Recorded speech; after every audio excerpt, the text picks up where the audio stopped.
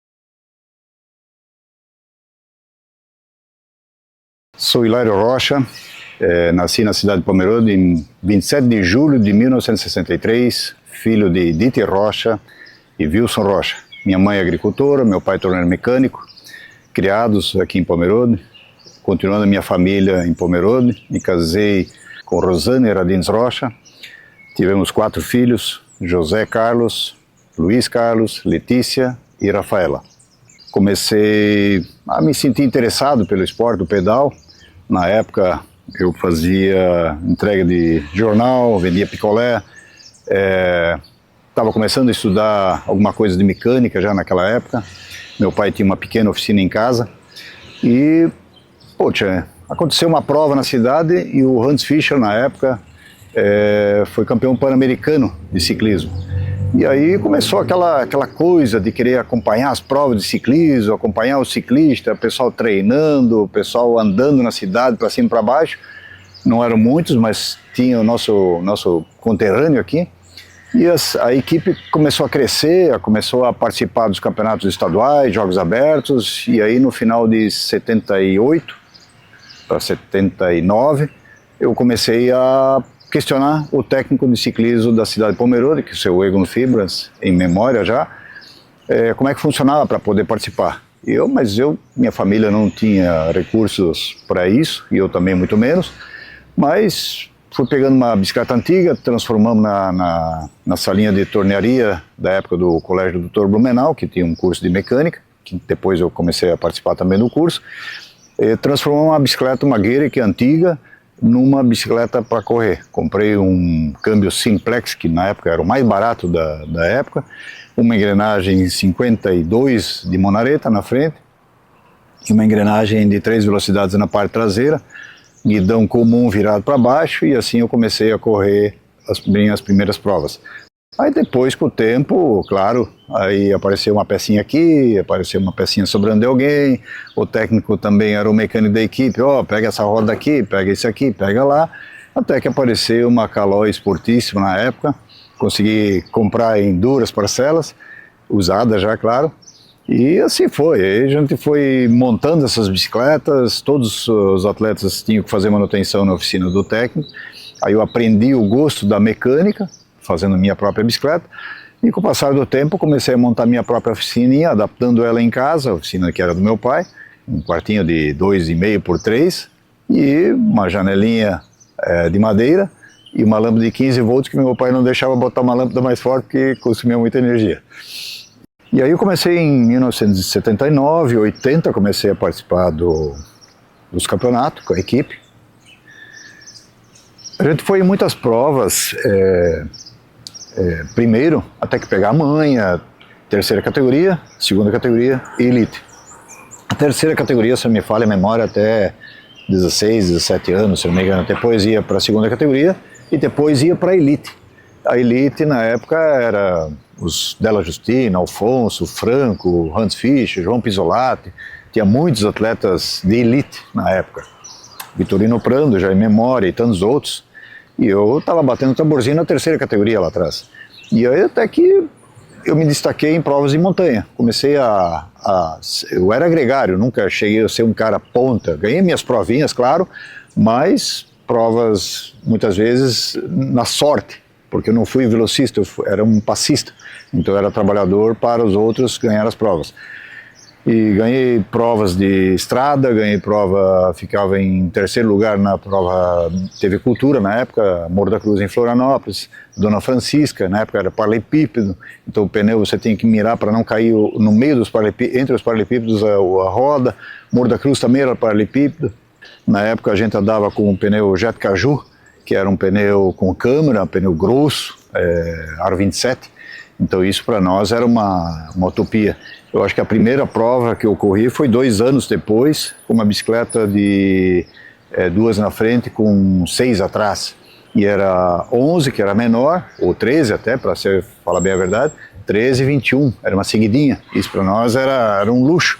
Hoje, quando o pessoal fala, 42 por 32, ou sei lá, enfim, 36 na traseira, nossa, isso é um luxo. Na época não existia isso, não existia o mountain bike, para falar a verdade. O mountain bike veio depois que nasceu o bicicross, o freestyle, e aí se juntou a ideia do pneu mais grosso com as marchas da Speed, para aí nascer a Aro 26 mountain bike. Isso foi o início do mountain bike. Quando nos Estados Unidos, o Gary Fischer, essa turma começou a andar de roda 26 com marcha, nossa, isso foi assim, um luxo. Mas foi a junção do Speed com a BMX numa Aro 26, as marchas e a roda 26. Então, quando nós começamos a ter catraca 52, as cremalheiras 52, 42, a gente subiu o Morro da Cruz em Florianópolis com 42, com 23 atrás, 21.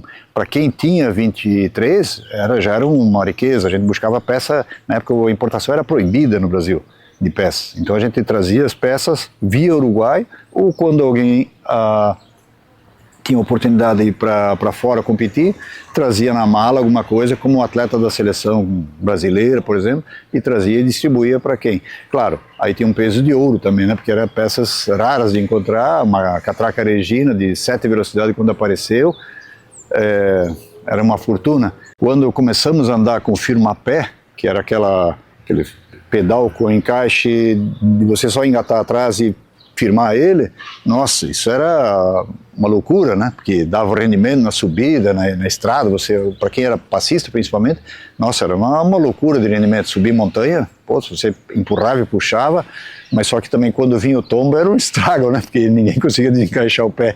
Então tinha uns dominó que de vez em quando acontecia nos acidentes, que tem marcas pelo corpo, graças a Deus nunca quebrei nada, mas as marcas são devido muitas vezes você tá com o pé amarrado lá, você estava travado e você viu o acidente acontecer, mas não dava tempo para você pegar no firma-pé e destravar ele. Você tinha que tratar de guiar ou frear no mínimo para amenizar o impacto, a queda. Quando a gente começou eu era pequenininho ainda, a gente começou no mountain bike, correndo as provinhas que meu pai fazia, as provas de mountain bike, sul brasileiro, o brasileiro, as provas do campeonato de catarinense de mountain bike. Então eu comecei lá pequenininho com meu irmão, tinha lá seus 15 anos de idade, e a gente já se metia no meio das provas, já fazia um XCO, já comia barro, já se divertia bastante. E toda desde pequenininho, eu me lembro da época que meu pai tinha a loja em Pomerode ainda, a gente sempre metido na oficina, ali no meio, minha mãe sempre apoiando, eu e meu irmão sempre junto, um grudado no outro, irmão gêmeo, sempre tá um grudado no outro, e a gente tava ali se divertindo no meio das bicicletas, no meio da brincadeira toda, e ali começou a surgir uma paixão pela bike em si, né? E aí só foi aumentando. A gente brincava ao redor da casa, a gente tinha pistinha nossa de bike, pulava, levava uns capotes do caramba e se divertia pra caramba. E com o passar do tempo, meu pai foi começando a fazer outros eventos, foi convidado a ser mecânico da época da Volta Ciclística de Santa Catarina.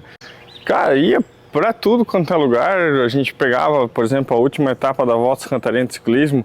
Me lembro a época que foi que foi patrocinada pela Petrobras ainda. Foi acho que uma das maiores voltas que a gente teve aqui no estado de Santa Catarina, em termos de tchan, vamos dizer assim, né? E a gente pegava, ia dentro da Fiorino, no apoio mecânico que ele fazia para a volta, e daqui a Joinville, meu, isso era só festa, diversão total. E minha mãe sempre apoiou, sempre esteve junto, incentivando a gente a gostar desse vício que meu pai já veio de veia.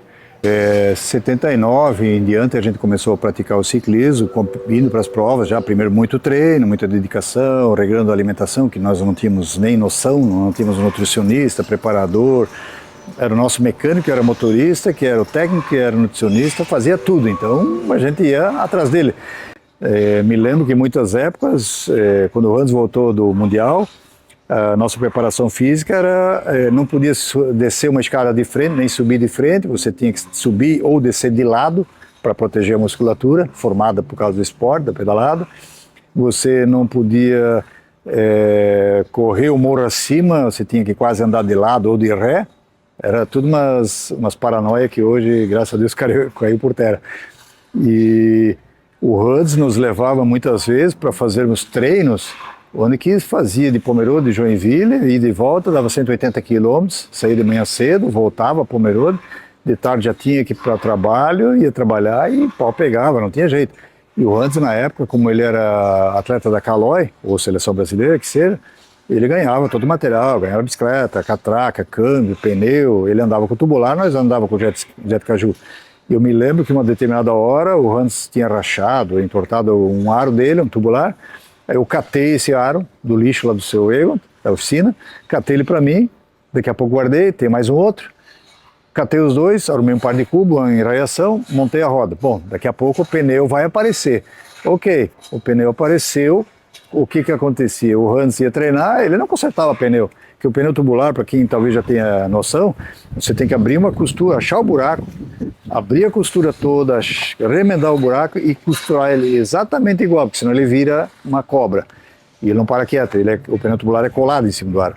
O que acontecia? O Hans furava um pneu, ele simplesmente tirava um, botava outro, mato. Aí eu, vambora, acabou. Ele ia, não, Hans, eu tenho que ir para o mato primeiro, agarrar o mato. Ele ia embora, quem estava lá esperando para se lançar no mato, quem chegava primeiro, resgatava o pneu. Aí ele pegava o pneu tubular, chegava em casa, pegava a agulha da mãe lá, ou do pai que era pescador, costurava com a linha de nylon, linha de pescador, encerava ela bem, costurava, o dedo às vezes furava, estava sangrando, mas tudo bem, o dia continuava. E assim que a gente colava com cola de sapateiro, aquelas rodas, e era isso que a gente tinha. Nós não tínhamos dinheiro, até que conseguimos achar um patrocinador, quando eles começaram a acreditar na gente, que a gente tinha um potencial mínimo que fosse, mas eu era importante porque eu era gregário dos atletas que tinham que ganhar. Então essa minha função que muitas vezes destacava das outras. E aí passou-se um tempo, a gente foi para as provas, chegou nos anos de 85, 86, se não me falha, aí a prefeitura mudou o mandato, o prefeito simplesmente disse, vamos recolher as bicicletas, que acabou a equipe e tal. Eu naquela época tinha um patrocinador meu, com isso acabou o patrocínio, acabou patrocinadores, acabou a equipe, acabou o Kombi para transporte. Quando nós íamos para uma prova, nós deitávamos as bicicletas tudo uma em cima da outra, com caixa de papelão de geladeira, e amarrava com um nó de carreteiro ainda a bicicleta. Se você fizer isso hoje, acaba a bicicleta.